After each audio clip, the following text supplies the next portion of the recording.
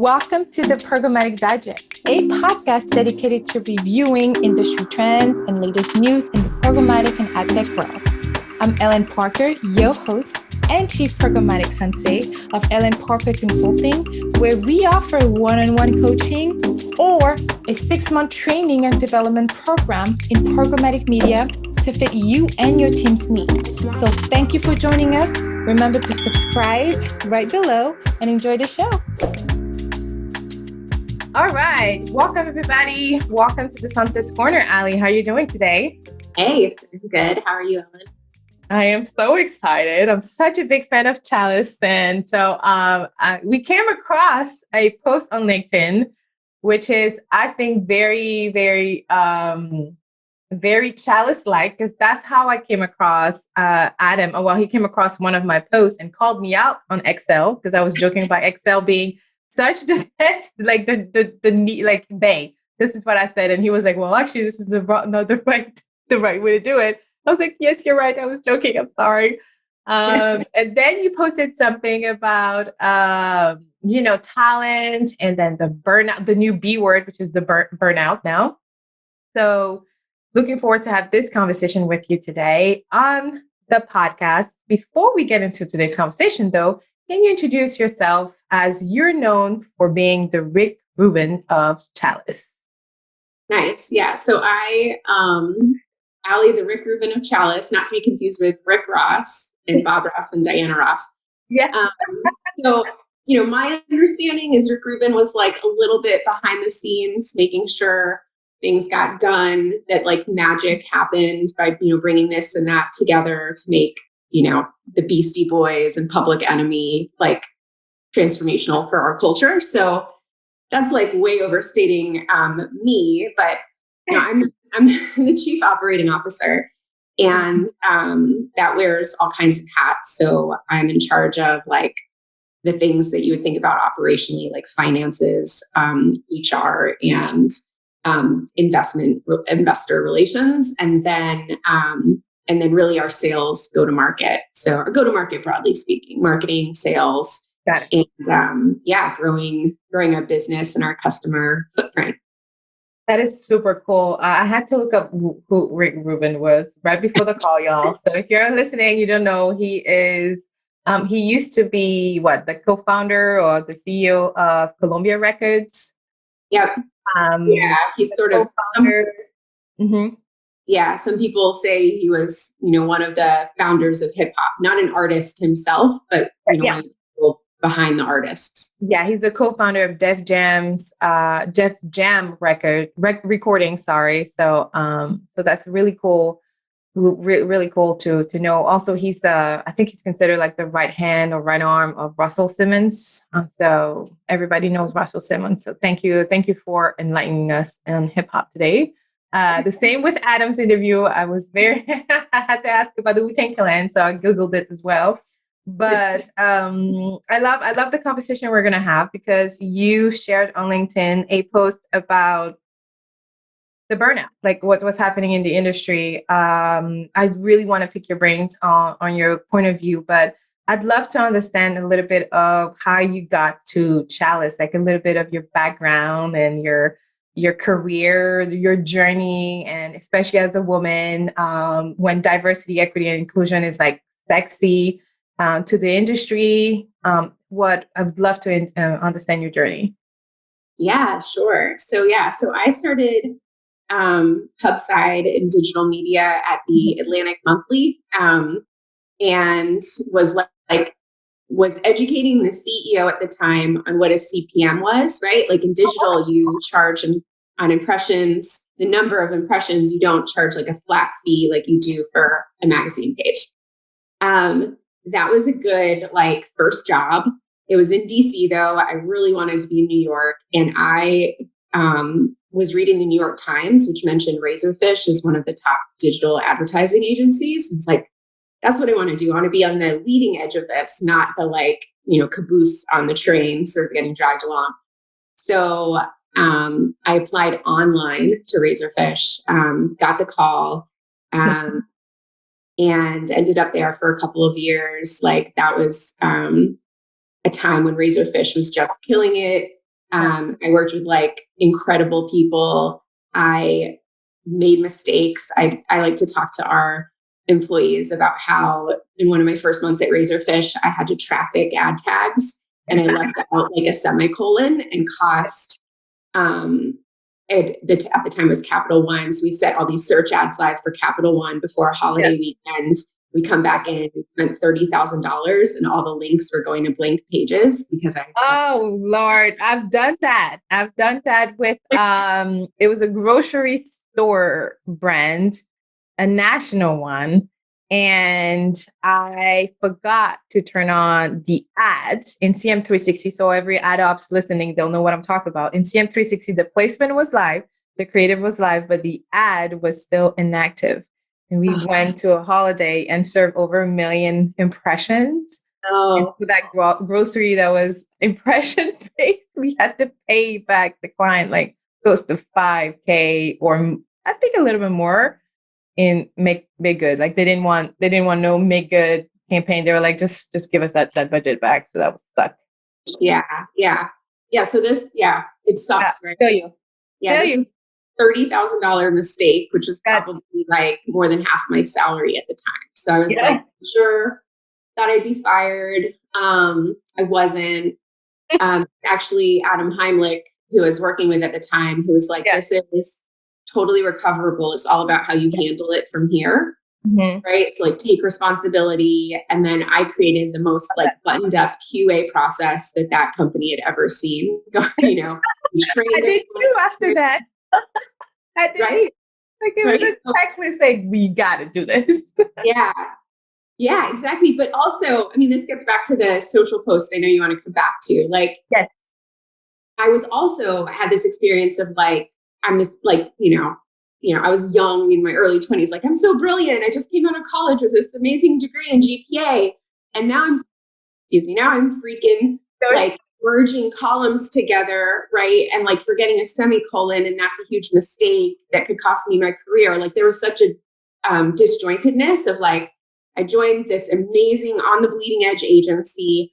I'm like smart and hungry and strategic. And I'm like in Excel all day, like merging things together in this detail work that I'm usually really good at. But if you are 99% good at, sometimes that 1% is a $30,000 mistake. So we'll talk more about that, right? Like, I think what's interesting is now we work with some teams on the agencies. We actually worked with this team and they were really proud of their process. They're like, oh no, we have everything automated.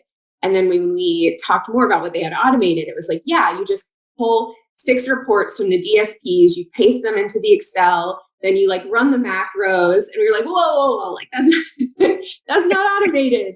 That's still a lot of work. Oh my God. Like our computers often like freeze for an hour when we're doing this. And so all to say is, I think, since my time at Razorfish over a decade ago, there's like so many, there's been so much advancement in technology where you can really automate a lot of that stuff that like you manually do. And most agencies we're working with, most teams we're working with, agencies or client direct, like don't know that or just haven't had exposure to that. And so they're still throwing human bodies at these like, problems that are like just lever pulling and like, mindless, not mindless, but right, like low mind, low mind work, which is a shame because especially in programmatic, like people are programmatic traders because they didn't want to work on Wall Street. Like you have really smart people who are doing this work and end up spending a lot of the hours of their day, like just grinding. And I love what you said because it's not only about perspective, but it's almost like data driven. I just finished, so my agency offers programmatic media solutions. That's how I'm calling it now. And part of the solution is not only activation, it's training somebody that's going to be left with the responsibility, training that person to be efficient enough so that they will not need my agency. I literally fill in the blanks temporarily, help the agency. Right now, agencies are who I'm working with the most, just like setting them up to do what they're supposed to do the most effective and efficient way. And so very often I come across an agency that is overloading that trader, that buyer, with a lot of manually pulling, right? And that trader ends up only averaging a year and a half to less than 2 years at that agency because they're tired. They're burnt out. Burnout is a new B word, y'all. Like, it's real, you know? So it's a myth, I'm going to call it. It's a myth from an agency leadership or department leadership. I think the myth that we have to crack is that just because they're traders, they should be able to just pull the report from the platform and then optimize from it. And the data visualization tool should only be given to the clients. It should be client facing only. I think we need to myth the crack that just because an expert is supposed to know the platform, they are to only use that platform from a manual perspective. No, give them the tools so that they can be more efficient. Like, they can look at that data visualization tool, easily see things, and then pull from there if needed. So what's your take on that? What's your point of view on that? Welcome to the Programmatic Meetup. Yay! I'm so excited about this community that we're building.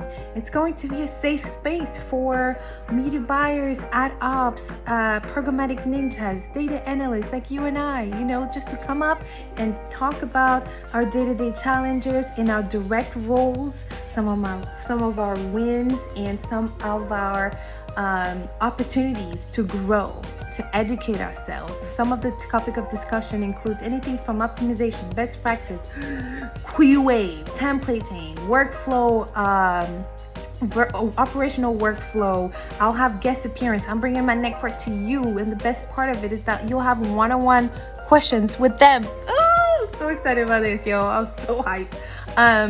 So what to expect in your membership, right? You can expect 1 hour call every first and third Wednesday of the month. Access to all the recordings for the paid members within our community.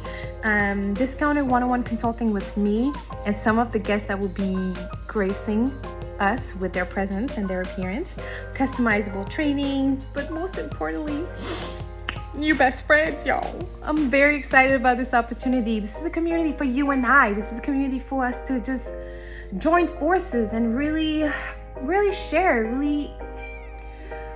just being able to be together in a community. There's so much growth when you're in a community, when you're able to relate to people, or somebody understands where you're coming from different perspective, right?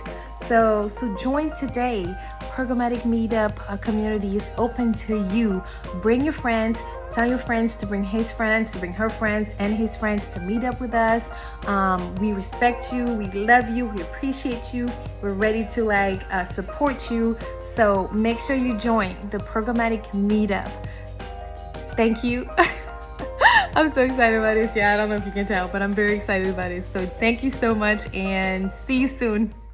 Yeah, well, I was surprised. So we have a really amazing relationship with an agency who came to us because they were having some pretty serious turnover in their programmatic on their programmatic team. Yeah. And we're basically like, we think your custom algorithms will help us optimize and replace some of the manual optimization with with automation, which, and we're like, yeah, definitely.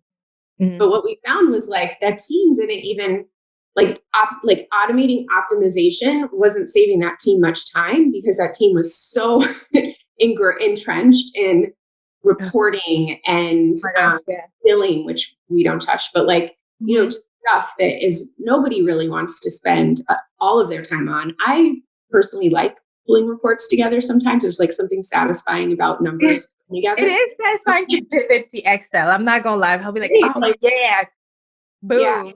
Yeah. And now that I'm in a startup, it's pulling the financials together and seeing oh my gosh, we're making money this quarter, real money.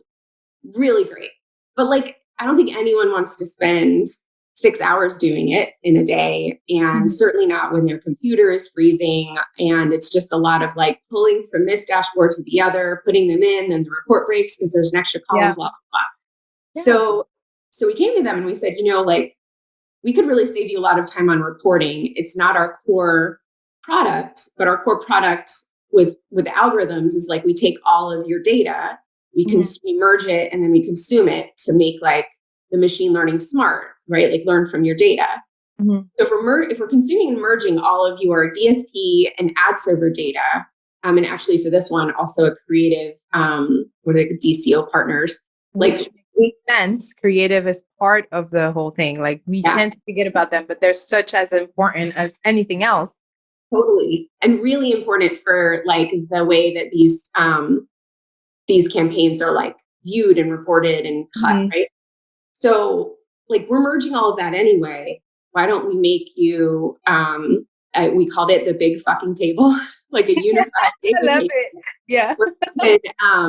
We're like, you guys can make dashboards off of it, or we could for you. And they're like, agency dashboarding is like not something we can focus on right now. So we're like, okay, great. Like we ended up making them across DSP performance dashboards. So it takes all of the DSP data, and like they have actually like 4 conversion types, and they puts all the conversion types and all the DSPs together for every different campaign they have going. And across DSP pacing reports, so they can look and see across, they have one budget across the 3 DSPs they work with. So they're like constantly trying to figure out, Amazon is underspending. Can I put that in Google? Or, who's underspending and where, and how do I adjust it? So like all in one. Yeah. It's like all in one place. We use their own spreadsheet for like the budget source of truth. And so anyway, they can see every day, like who's over and underspending, and make changes. That's cool. That's cool. Yeah. Yeah. And even we're starting to do an SEO project out of it. Because again, we have all of their data all in one place. That makes so much sense. Like supply, like that's where we should be starting. Like supply, the fundamental. Okay. Anyway, go ahead. Yeah. So, right. So all of this insight that like is sitting there, but just because no one on their side had the experience with APIs and a bit of engineering, Snowflake for data storage, like they were still pulling all of the reports from the interface and putting it in Excel, and they were proud of that process, and they should be, because they were doing the best with Excel that you could do, like how you had talked about yourself, right? Like every great Excel, spreadsheets, and like there's something satisfying about it, but like you don't have to do that. So anyway, so now we're saving them a lot of time. We've like automated a ton of these reports. But it's interesting because a lot of the reports that they're making aren't even for the client. They're for an internal strategy team. And it's like, going back to your point, it's like these traders, they're so smart. They don't have to replace their strategy team, because I'm sure that's important. Like they could be the strategy team too. Like right now they're just making reports for this other team to have the strategy. Like that seems bonkers to me. They're the ones closest to what's going on. Oh man, data-driven strategist. That's what it should be called. Like a trader is a data-driven strategist and can implement that actual strategy, like it's applicable experience. Yeah. And actually, I wanted to bring up, so you wrote an article in Get Exchanger a couple months ago, going to go live in December. Click, you can remove that.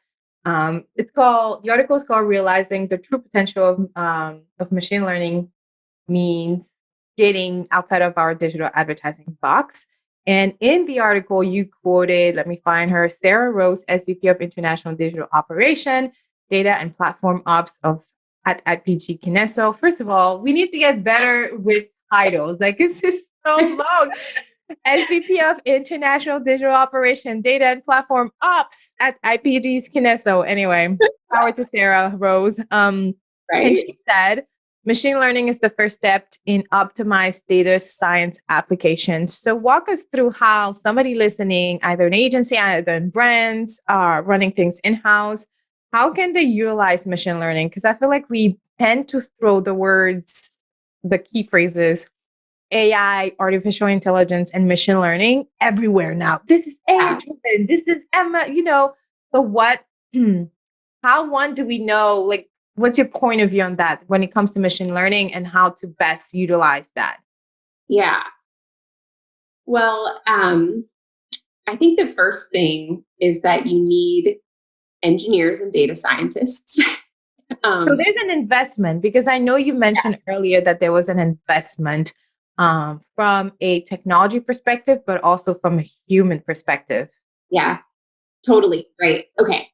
So what you need is the ability to store a massive amount of data. And what is really cool is Snowflake has come onto the scene hot and heavy as an amazing data warehouse. Our chief data scientist and CTO, Ken, likes to talk about it as like the steam engine revolution. Like he talks about, he worked at Turner and he set up a data warehouse there. And he said, he was like, I rode that thing hard every day. And it took me 8 months to stand up, another couple months to like really be at revving, and then a team of 15 people to keep it going. Wow. Like at Snowflake, we turned on our data warehouse in under 2 days, and we have one engineer working 4 hours a week to maintain it. Oh, Like, wow. I'm not exaggerating that this is a revolution. Yeah. So, I mean, wow. yeah. And what Snowflake does is it lets you, that's what I understand is the storing of the data is really, really cheap. It's like the querying of that data that gets more expensive. So that's where they make money. So you can store a ton of data. And then if you're smart about how you're like accessing that data or using that data, it's pretty affordable. So that's the first thing, is you need the data there. And then the learning part is we have a collaboration of data scientists and engineers. So, and even data science engineering. So we have data scientists like run statistical models. I don't know a ton about it, but like basically they'll run through, I don't know, like 8 different kinds of models. And they look at it and they see like, does this look like we would expect, right? Like we obviously always run a model with a hypothesis, right? Like, oh, our hypothesis is that in this huge data set, 6 different variables are going to be really important for the outcome we're trying to predict. And that outcome might be customer value, right? Yeah. They'll run it through the models and they'll say like, oh, wow, none of these models show anything's predictive. Something's wrong. And then they go back and they find that like they're the data's it's always like the data's so they run a bunch of models. There's a lot of like data science, I would call it investigation, kind of like ad-ops. It's, oh wait, this isn't as expected. So either our hypothesis was wrong or the data's, not bad, but like not in the form that we expected. It's not usable. So then they go back and they like clean up the data and then they rerun it, or they try a different kind of model. And they eventually find something, usually that's like very, highly predictive. Then they have to take that model and turn it into, for programmatic, into a set of instructions for the DSP, bidding instructions. And, so they work with the engineering team on that. The engineering team here, I'm so like the least technical person at Chalice, but like they've created a pipeline so that it's sort of automated. They push the model through the pipeline, which will then set up bidding instructions for the DSPs. But then there's also, you need human sort of oversight there too. So as an example, sometimes like if something's less valuable, you would think, okay, I'm going to bid down, right? But occasionally, if you bid down, you'll actually get a lot more of something. And so you have to, right? You have to like set these things in the wild and like keep a close eye, especially in the first couple of days of what's going on. You have to anticipate some of this. Like incremental reach. This is just, it's almost like comparing to like the frequency metrics we use. There are some cases where frequency should be a little bit higher, like in remarketing. But like from a behavioral prospecting perspective, the lower your frequency, the more your incremental reach, because you're targeting not the same person more than once, or the X amount of frequency. Makes sense. Yeah. It's a really interesting challenge for us, right? Because we know that a lot of what's going on in advertising right now is like, getting Ellen with a ad right before you're about to buy your Peloton bike. It's like literally the cart page is open in your next tab. Mm-hmm. And so, and like, you know, everyone's suddenly remarketing you, and whoever like gets that ad in front of you right before you buy it, sometimes even after you bought it, because of like how reporting is, you know, same day, like gets credit. And so, so we take the stance of like frequencies of 1s and over 20s are kind of bullshit. If you have a frequency distribution like that, like you're wasting a ton of impressions, right? The frequency should be distributed more to the middle, because it does take several ad exposures usually to get someone to change their mind or do something. But but over 20s, like ridiculous. And usually one and done doesn't mean anything happens. So anyway, I like that. I like that. What you said too. And I want to highlight that there's like, it's super important to understand that there's always an investment to making things better. And that investment will be in return transform into some level of revenue, because you've already taken care of an internal automation, and that automation does not replace that human being, and that human being should not expect to be the automation. Like we're not robots. Like you can't expect somebody to replace that automation as well. It's like almost a partnership between the two. So let's talk about the B word, which is burnout. Man, there's so much to talk about. I think the pandemic has been kind of an indicator of how well and how not well we've been taking care of our employees, our traders, our ops folks. I mentioned earlier in the podcast how the average ad ops is like between 12 to 18 months. And I still get across agency leaders that say, well, we don't want to train too much or train outside of their day-to-day, because then an ad tech will just steal them away in a year from now. Like it's very frustrating. But ultimately, I'm like, well, training is part of is an important benefit, because you're reinvesting in your employee, letting them know, like, I care about your growth just as much as my revenue growth. But also, why do you think that this is just so hard? Why are ad tech folks stealing away agency employees? Or rather, what do you think about this term thrown in about what is the term I'm looking for? The Great Resignation. Like, what do you think about that? Yeah. Well, first, I had a wonderful sales enablement woman on my team at Snap who always started training for managers on sales enablement with a cartoon, and I'll send it to you after. Maybe. Oh yeah. But it basically says, someone's like, well, what if we invest all this money in our people and they leave? And then the other person says, well, what if we don't invest in them and they stay? Right? Like this sort of mindset of like, I'm not going to invest in you because you leave. Silly.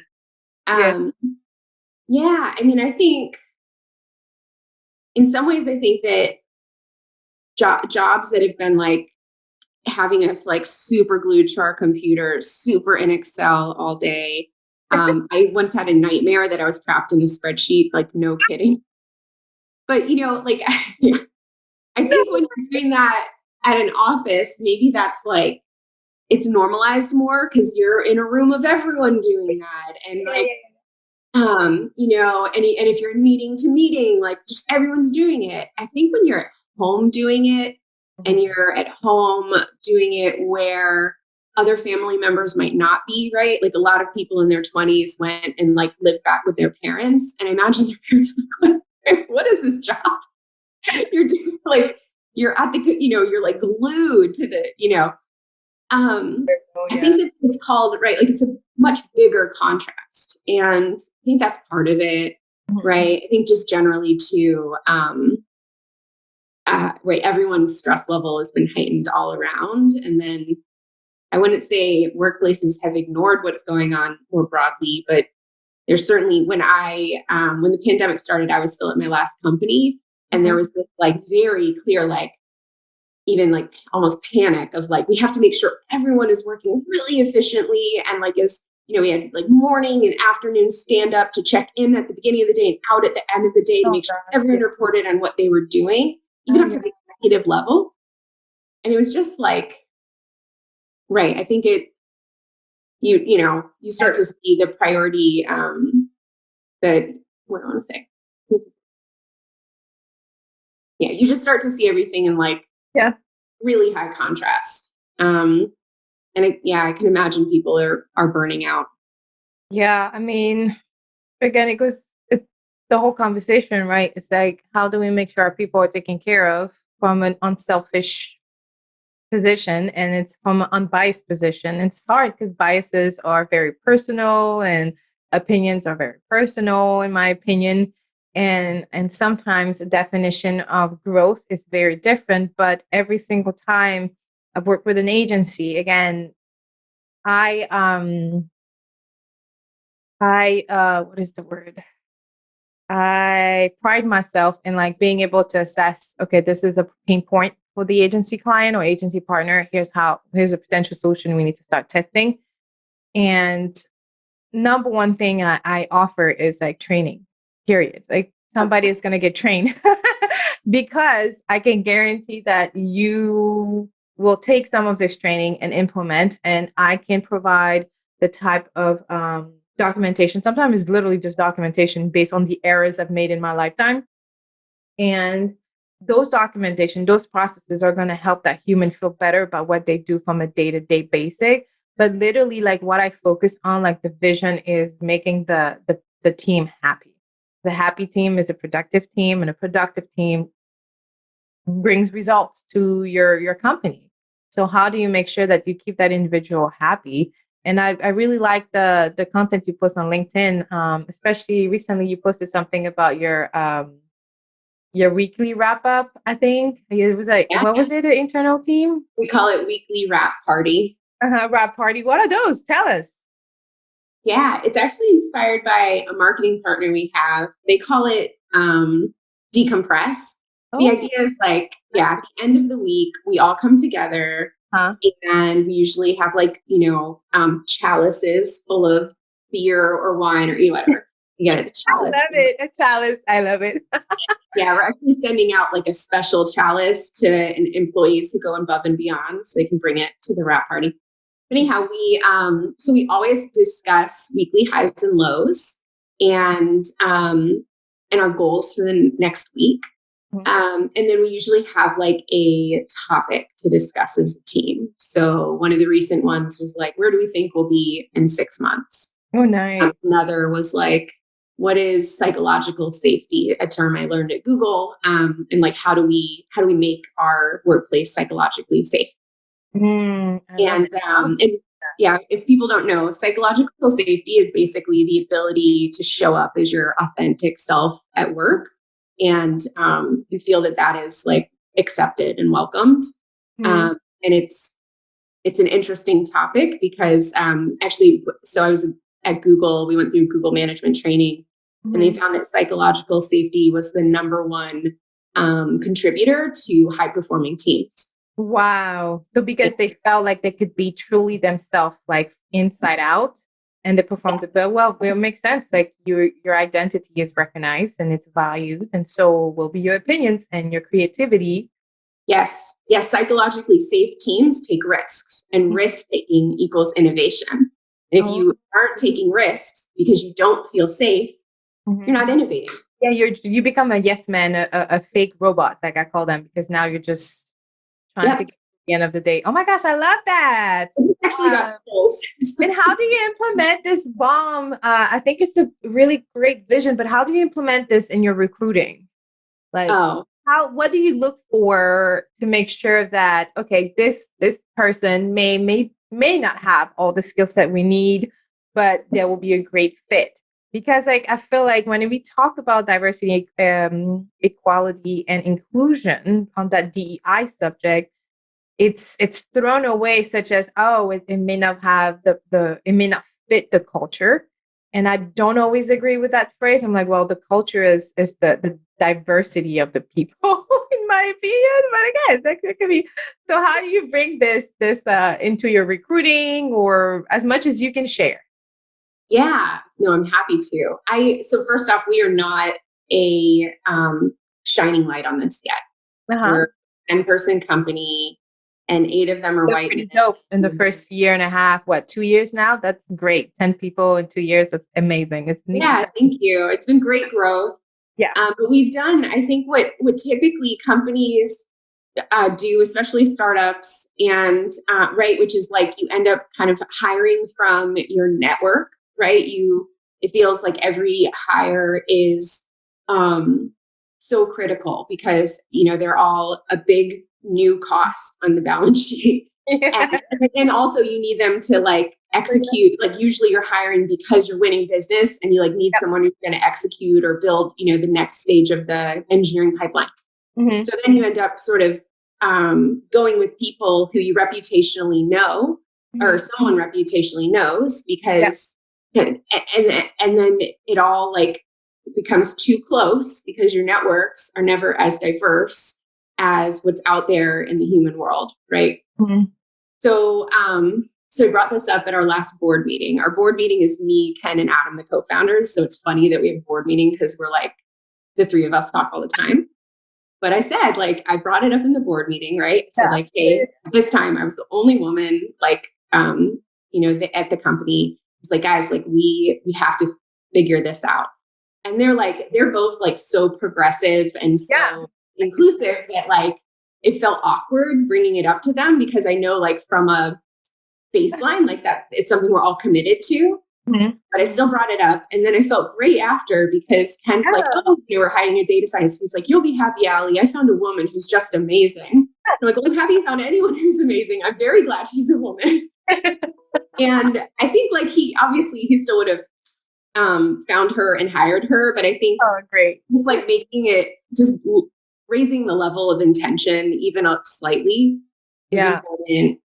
And then I've been given a few new resources. I forget the names of them off the top of my head, but like places you can actually go to post jobs to reach like a more diverse audience. Because this is the other piece, is like data science and engineering, we've hired off of LinkedIn, and LinkedIn barely gives us any diverse candidates. And I think that is an algorithm problem, right? Like they're looking for, Chalice needs a data scientist, and it like surfaces data scientists that are probably like in our networks or in our industries.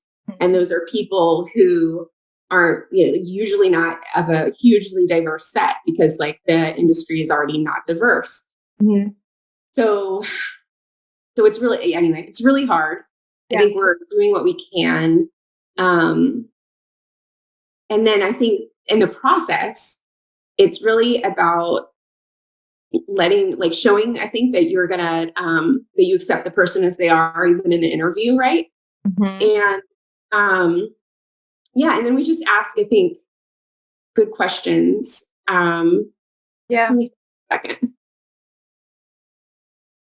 I'm trying to think of an example. We can cut this later if I can't think of anything useful. Oh, that's cool. Whatever you also, in terms of documentation, you want to share, I can add in our show notes too, so that people can refer to it. And then sometime we'll use those as like social posts. So I can add that. Okay. I'll but I can ask a follow-up questions to help too. So so it is hard to recruit and be mindful and intentional when it comes to diversity, DEI, and so you'll share some of the resources in terms of where to maybe post the jobs to hire a diverse talent pool. And lastly, before we go into the closing segments, I just wanted to maybe ask you for like wisdom here. What would you say if somebody is in this situation where either talent or their manager is in a situation where I feel like my team is not there anymore? What are like maybe 3 things they can start implementing like yesterday, from a, not even investment perspective? Because yes, guys, you'll have to invest. Y'all got to invest. You got to invest in people. But from like, what are those 3 things they can do and implement right now? Is it like a party wrap up at the end of the week? But we're on Zoom all day. Like you're not a Zoom call, So what are 3 things like, what would Allie do? Yeah. So what I would do, so when I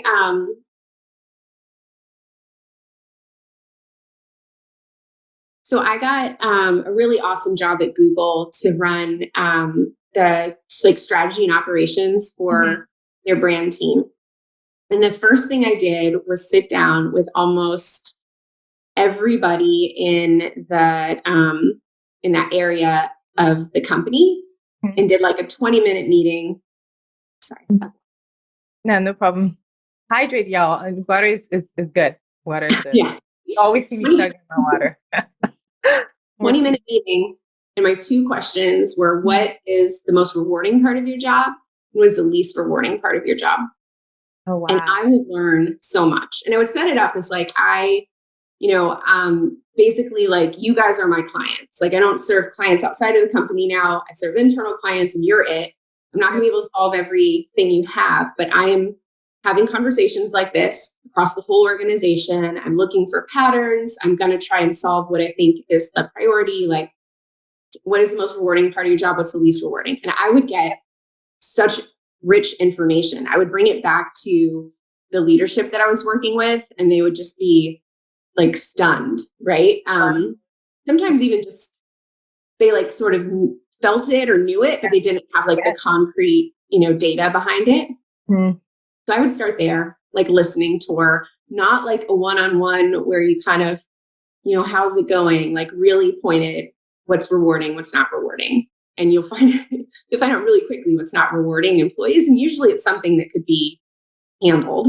If, I think a lot of times, we only solve problems that we know how to solve. So I think sometimes the next thing I would do is, kind of take that and talk to some other leaders about what you're facing to see if they have creative solutions. Maybe they'll point you to Chalice, but like, I think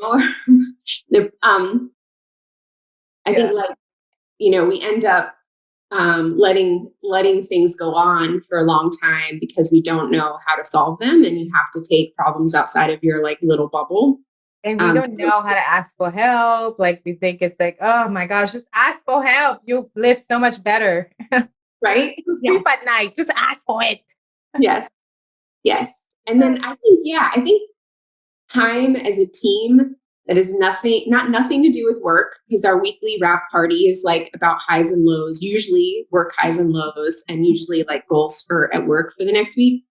But it's in a way that's not about to-do lists and getting things done. We also, the intention is that we will occasionally go back 6 months and like review the notes from the wrap-up party. Cool. Of course, document. Yeah. Yeah. So I think that's important. I think it's important to hear from your colleagues, like what's happening. I think definitely when people feel in it together, there's a much greater desire to stay in the team you're in, right? To continue to be in your tribe, and also feel less lonely, or more empowered to work together on solutions for things. I love that, because we had to recap your conversation. It would be like ask your people and listen what's working and what's not working about your day-to-day job. I think that can take us a long way. So long. Do you remember any interesting thing that was shared in terms of like what is not working that maybe could come across like this should be working, like this should work, but the person did not receive it that way? Oh, I see. Right.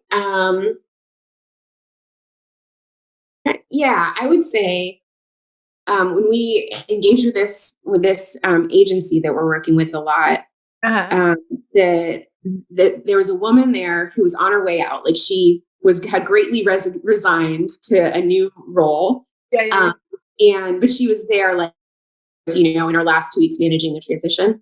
And her team was like, right, like this reporting stuff isn't working. We're like, we can automate it. And she was just very much like, it's already automated. Right? Because from her point of view, an Excel sheet with macros is automation. And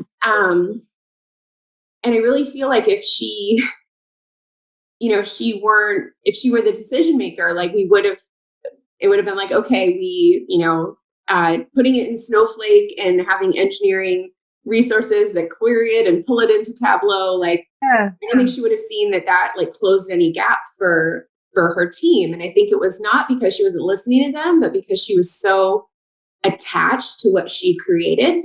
And she couldn't. It's very hard when you create you build something beautiful, and then someone comes along and says, I can make something 3 times as high for half the cost, just because now the technology enables that. Yeah. Right.